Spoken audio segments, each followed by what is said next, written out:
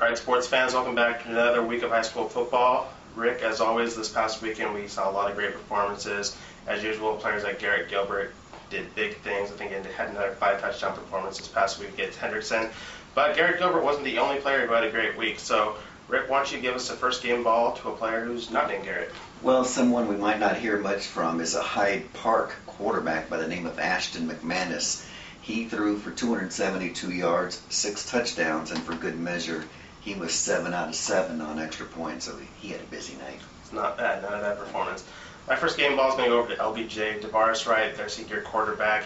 He's a big part about what they did last year, getting to the quarterfinals. And this past week against McAllen, he accounted for all 4 of their touchdowns in a 28-21 win, 2 passing, 2 rushing, including the winning one, which was an 11-yard run in the fourth quarter. It's a really emotional win for him and for his teammates. As we talked a lot about last week, they had Amasha Brantley, former LBJ running back, over on the McAllen sideline. A lot of those guys are still really close with Amasha, so it was a big win for them. They were able to put everything aside, and after the game, they're all hugging, and they're all still best friends over there. But for a while, DeVaris is going to have some bragging rights. So who's your second game ball going to? I'm going to go with a more familiar name this time. It's Ryan Swope, Westlake running back.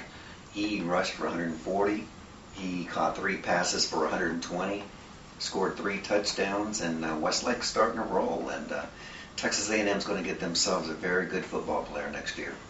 All right, my second game ball is going to be split. It's going to stay in the AISD district. It's going to go to Anthony Brown of Travis and Daryl Cantu Harkless of Crockett.